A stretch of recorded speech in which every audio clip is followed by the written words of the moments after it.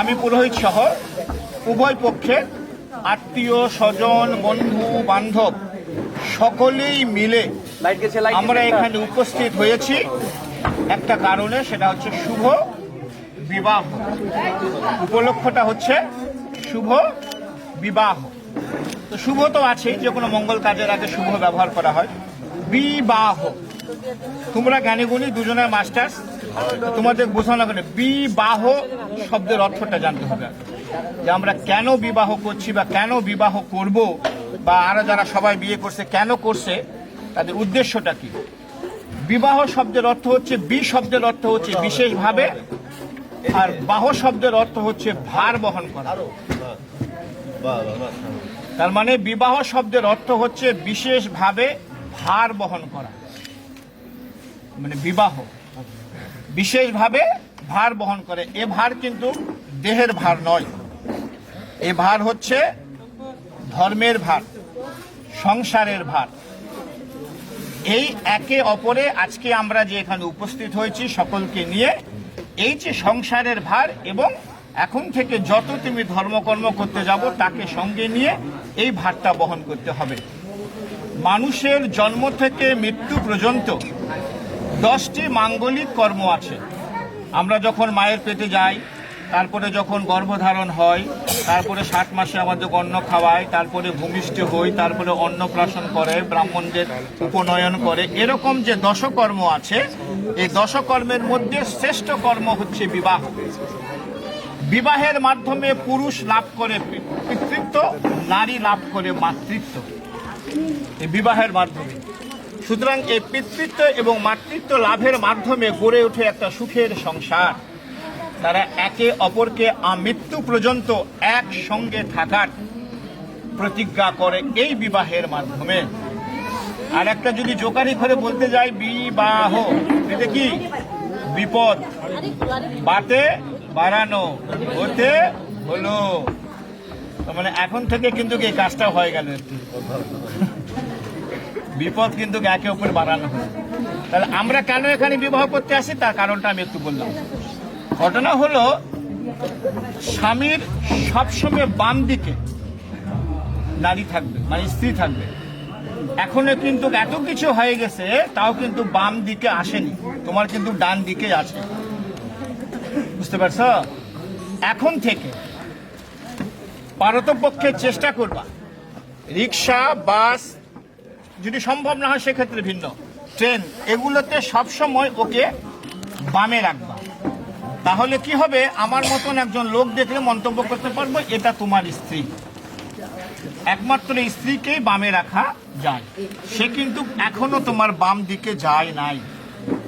এই যে আমরা 7 পাক ঘুরলাম, 7 পাকে মেয়ের 7টা শর্ত আছে, যাকে বলা হয়, আমরা ইয়াতে বলি সপ্তপদী যাকে, অর্থাৎ মেয়ের 7টা বচন আছে। এই 7টা বচন মেয়ে জানে না, শাস্ত্রের বিধান জানে না। আমি মেয়ের পক্ষ হয়ে তোমাকে বলবো, তুমি যারা আমাদের সকলকে নিয়ে উপস্থিত হয়ে বিবাহ করতে আসছো, হ্যাঁ বলবা একটু জোরে, আমরা যেন সকলে শুনতে পারি। তবে ভয়ের কিছু না, তখন সে তোমার বাম দিকে যাবে। তোমারও 5টা বচন আছে, পুরুষের একটা বচনে মেয়ের 7টা বচনকে ধূলিসাৎ করে দেবে। তো তোমারও 5টা বচন আছে, তুমিও যেহেতু জানো না, তো তোমার পক্ষ হয়ে আমি ওকে বলবো, সে যদি রাজি থাকে, এরকম তুমি যেমন হ্যাঁ বলবা, তাকেও হ্যাঁ বলতে হবে, তাহলে তুমি তোমাকে বাম দিকে নিবা। বুঝা গেছে? যেহেতু তোমরা জানেন, এই যে 7 বার চাল ফেললাম, এই 7টা বচনের চাল। আমি একে একে মেয়ের বচনটা আগে বলছি। মেয়ে কেন আগে বলছি, তারও একটা কারণ আছে। নারী হচ্ছে শক্তি, নারী হচ্ছে শক্তি। আমাদের এই বিশ্ব ব্রহ্মাণ্ড খুঁজে দেখো, নারীরা হচ্ছে শক্তি, পুরুষের শক্তি হচ্ছে নারী। এই জন্য নারী জাতিকে সম্মান করার জন্য তাদেরকে আমরা একটু অগ্রে রাখি, অন্য কোনো কারণ নয়। নারী হচ্ছে মা জাতি আমাদের, এই জন্য তাদের প্রতি আমাদের সবসময় রেসপেক্ট থাকে। এবং দেব দেবতাওরা কিন্তু নারীদেরকে আগে রেসপেক্ট করছে। তাহলে এখন আমি প্রথমে আমার শাস্ত্র অনুসারে হিন্দিতে বলবো, পরে বাংলায় বুঝাই দেব, ঠিক আছে? তাহলে তুমি হ্যাঁ বলবা, আমরা সব শুনবো। এখন মেয়ের যে 7টা বচন আছে, সে বচন তোমাকে বলছে। বা হে স্বামী, তীর্থযাত্রা, ব্রত উদযাপন, যজ্ঞ দান, পূজা পার্বণ, উপবাস इत्यादि शुभ कर्मों मेरे साथ लेकर करोगे तो मैं आपके बाम भाग में जाऊं। বলছে আজ থেকে আমি তোমার পত্নী, তুমি হচ্ছে তার স্বামী। আজ থেকে যদি কোনো দিন ভগবান কৃপা করে যে কোনো তীর্থযাত্রা, কোনো ব্রত উদযাপন, বাসায় যদি কোনো যজ্ঞ, কোনো দান, কোনো তর্পণ বা এই কোনো পূজা পার্বণ এবং উপবাস যদি করতে চাও তাহলে একে সঙ্গে নিয়ে করতে হবে। এখন আর একা করা যাবে না। ওই যে বলছি বিবাহ শব্দের ধর্মের ভার বহন করা। তাহলে যদি তাকে তুমি সঙ্গে নিয়ে করো তাহলে সে তোমার বাম দিকে যাবে, তাছাড়া নয়। রাজীব হ্যাঁ বলতে হবে। द्वितीय, दूसरे होम यज्ञादि करके देव को पूजन तथा श्रद्धा तर्पण आदि में पितरों के मेरे साथ लेकर करोगे तो मैं आपके बाम भाग में जाऊं। अर्थात হোম যজ্ঞ করে দেবতাদের পূজা পার্বণ করে শ্রদ্ধা তর্পণ, এই যে আমি বিবাহের সময় পিতৃপুরুষের অর্থাৎ যারা গত হয়ে গেছেন তাদের নাম কিন্তু উচ্চারণ করছে। আমাদেরও কিন্তু একটা সময় আছে, ওই যে মহালয়া যখন হয়, এই মহালয়াতে পিতৃপুরুষের নামে 3 দিন হোক 7 দিন হোক 5 দিন, আমাদের মধ্যে 15 দিনও করে, সর্বনিম্ন 3 দিন তাদের উদ্দেশ্যে জল দিয়ে তিল তর্পণ একটু করে দিয়ে পুকুরে নেমে বা বাসায় হলেও হবে, নদীতে হলেও হবে যদি থাকে, করে 3 দিন পর পূর্বপুরুষ যারা আবার কিছু ব্রাহ্মণ ভোজনকে দিয়ে দিলে তাহলে কি হবে, ওই পূর্বপুরুষের আশীর্বাদ আমাদের উপর থাকবে। এই কর্মগা যেহেতু কিন্তু আমি বলছি গোত্রার মাধ্যমে, এ ছিল কিন্তু কাশ্যপ গোত্র, এখন গোত্রান্তর হয়ে চলে গেছে কিন্তু তোমার গোত্র আলম্বান গোত্র, মানে এখন তোমার যা কর্ম এই কিন্তু পালন করবে। তার মানে ওই কর্মগুলো কিন্তু তোমাকে একে সঙ্গে নিয়ে করতে হবে, যেহেতু গোত্রান্তর করবা কি যাবে না। अतिथि अप्यायन करो, घर में गो महिष पशु रखो, फिर उनका पालन करो, संसार धर्म में रहते रहो तो मैं आपके बाम भाग में जाऊं। অর্থাৎ কুটুম আত্মীয় স্বজন অতিথি হচ্ছে নারায়ণ। এই অতিথি যদি বাসায় যায়, বাড়িতে যদি কোনো সময় তোমার ইচ্ছা হয় গরু মহিষ এগুলো পালার জন্য কোনো চিন্তা ভাবনা থাকে, যদি সম্ভব হয় আর কি, তাহলে এই কথাগুলো এবং সাংসারিক যে ধর্ম, সংসার ধর্মে বেড়াতে রো, মানে সংসারের যে ধর্মটা এর মধ্যে তুমি যদি রত থাকো তাহলে সে তোমার বাম দিকে যাবে, তাছাড়া নয়। প্রত্যেকটা হ্যাঁ বলতে হবে। চৌथे, धन धर्म आदि के खर्च करो, दूसरों के घर में रखो तो मेरे साथ पूछ के करोगे मैं आपके बाम भाग में जाऊं। অর্থাৎ আজ থেকে যা কিছু করছো সব শেষ, এখন থেকে যে ইনকাম করবা সেটা নিয়ম অনুসারে করতে হবে, নিয়ম অনুসারে করতে হবে, মানে ইচ্ছা মতন আর খরচ করা যাবে না। 95 টাকা দিবে আর 5 টাকা খরচ করবা, কোনো সমস্যা নেই, যা দরকার খরচ করবা। এবং কাকু যদি বাসায় রাখতে চাও, কোনো কাজের মেয়ে হোক বা কোনো আত্মীয় স্বজনকে যদি বাসায় রাখতে চাও তাহলে এর সঙ্গে একটু পরামর্শ করে নিয়ে করতে হবে, তাহলে সে তোমার বাম দিকে যাবে, তাছাড়া নয়। पाँचे, मंदिर बगीचा घर तालाब कुआं इत्यादि बनाओ तथा बना के उसके रखा करो तो मैं आपके बाम भाग में जाओ। भगवान যদি কোনো সময় কৃপা করে বাগিচা বানাও, ঘর বানাও, কোনো বিল্ডিং তৈরি করো, তাহলে এই তৈরি করার সময় তার কাছে যেহেতু সে অর্ধাঙ্গিনী হয়ে যাচ্ছে তার সঙ্গে একটু পরামর্শ করে নিবে যে আমি এই কাজটা করতে যাচ্ছি কেমন হয়, এই পরামর্শটা যদি করো তাহলে সে তোমার বাম দিকে যাবে, তাছাড়া নয়। আরে আস্তে আস্তে এখন এই দুটো ভালো করে শুনো, হ্যাঁ এটা সবচেয়ে বেশি গুরুত্বপূর্ণ এই দুটা। परदेश में या अपना देश में व्यवसा वाणिज्य चाकरी कृषि काज करके कमा कर लाओ, मेरे संपूर्ण भरण पोषण करो, मेरे बाबा माँ भाई बहन भाभी आत्मीय स्वजन के सम्मान करो तो मैं आपके बाम भाग में जाऊं। বলছে নিজের দেশে হোক বিদেশে হোক যার যেটা পেশা, ব্যবসা বাণিজ্য চাকরি কৃষিকাজ, যার যেটা পেশা করে ইনকাম করে এনে সম্পূর্ণ ভরণ পোষণ তোমাকে করতে হবে এবং তার বাবা মা ভাই বোন আত্মীয় স্বজন যেগুলো থাকবে তাকে সম্মান করতে হবে, তাহলে সে তোমার বাম দিকে যাবে, তাছাড়া নয়। জি এটা ভালো করে এখন শুনবা। সাতवे, आज से हम आपको पत्नी सब सुख दुख भाग करके लेऊंगा और अत्यंत हीन भावना और कामना हुए परंतु पर स्त्री और पर नारी के नाशेও तो मैं आपके बाम भाग में जाऊं। বলছে আজ থেকে আমি তোমার পত্নী, সকল প্রকার সুখ দুঃখ আমরা একসঙ্গে ভাগ করে নিব। অত্যন্ত হীন ভাবনা ও কামনা হয়ে, অর্থাৎ আজ থেকে একে যে চোখে দেখা যাবে, এই চোখটা এর চেয়ে যত অপ্সরা সুন্দরী নারী হোক না কেন, এই চোখটা অন্য কোনো নারীর প্রতি আর দেওয়া যাবে না। তাহলে সে তোমার বাম দিকে যাবে, তাছাড়া নয়।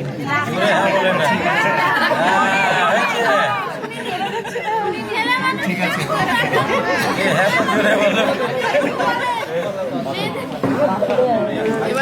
তোমার 7টা বছর রাজীব বাবু মেনে নিছে। এখন রাজীব বাবুর 5টা বচন আছে। এখন এই 5টা বচন রাজীব বাবুর হয়। আমি বলবো, তুমি যদি রাজি থাকো তাহলে হ্যাঁ বলবা, তাহলে কিন্তু সে তোমাকে বাম দিকে কিন্তু নিবে, তাছাড়া কিন্তু উঠে চলে যাবে। হ্যাঁ,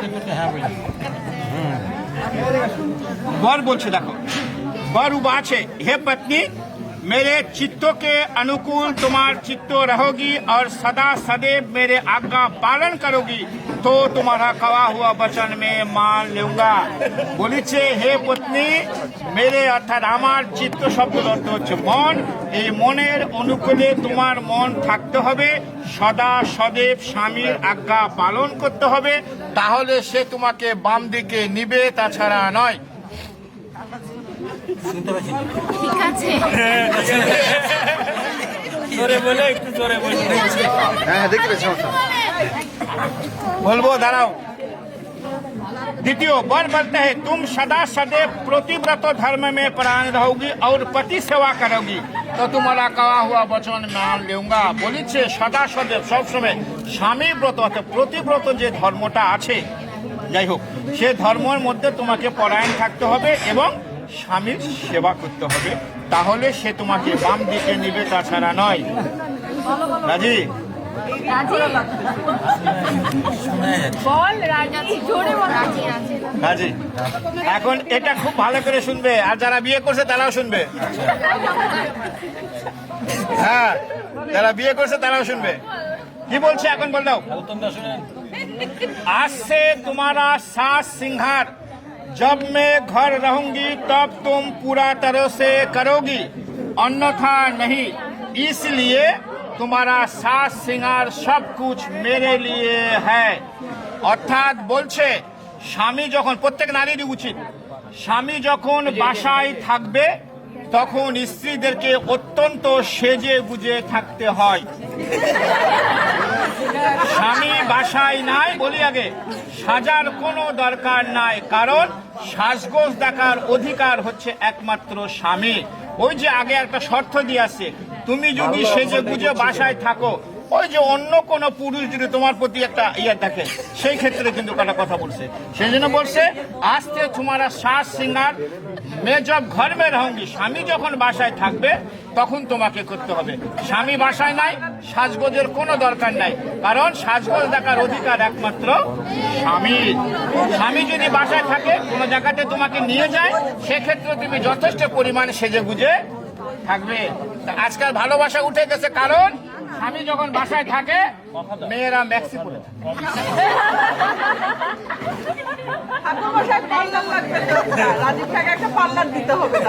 না, এমনি সেজে গুজে থাকবে, থাকবে সে বসে থাকতে বলেনি, স্বামী যখন থাকবে তখন থাকতে বলছে।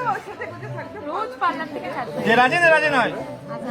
ঠিক আছে, राजी। এখন বলছি শোনো, और बोलता है मेरे घर में मेरे बाबा माँ भाई बहन भाभी जी है, उसके सच आज्ञा पालन में तत्परायण रहोगी और मेरे बाबा माँ भाई बहन की सेवा करोगी तो तुम्हारा कहा हुआ वचन में मान लूंगा। এখন খুব গুরুত্বপূর্ণ কথা, সংস্কারের কথা বলেছে।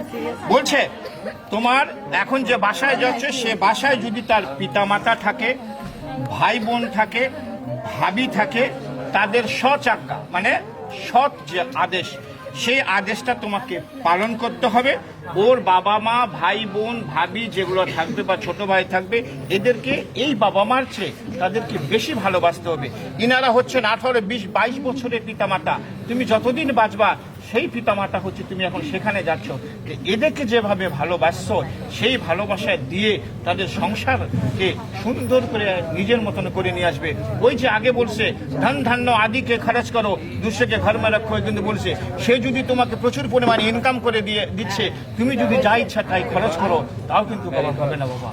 সেজন্য বলছে পিতা মাতা, ভাই বোন যাই থাকুক না কেন, এই যে বাবা মা ভাই বোন আছে এদের চেয়ে ওদের বেশি ভালোবাসে আপন করে নিতে হবে, কারণ ওই সংসারে তুমি এখন সারা জীবন থাকবে। এই সত্য যদি মেনে নাও তাহলে সে তোমার বাম দিকে যাবে, তাছাড়া নয়। রাজি? পাছে मेरे घर में जो देवता पिता है उसके सवेरे नहाकर पूजन मार्जन तुमके करने पड़ेगी और मेरे संसार रखा करोगी, मान सम्मान लेके रहोगी तो तुम्हारा कहा हुआ वचन में मान लूंगा। বলছে আমার বাসায়, অর্থাৎ প্রত্যেকটি হিন্দু সম্প্রদায়ের বাসায় একটা ছোট্ট গৃহ মন্দির আছে। প্রতিদিন সকালে উঠে স্নান করে সেই মন্দিরে গিয়ে তোমাকে পূজা পার্বণ করতে হবে, ওর সংসার রক্ষা করতে হবে, ওর মান সম্মান নিয়ে থাকতে হবে, তাহলে সে তোমাকে বাম দিকে নিবে, তাছাড়া নয়। রাজি? তাহলে মেনে নিচ্ছে তো? তাহলে একে এখন বাম দিকে নিয়ে পিড়াটাও, ওই পিড়াটা এবার আসবে, এই পিড়াটা এবার যাবে, এখন ওড়না দিয়ে গাঁট বন্ধন করে দেবেন।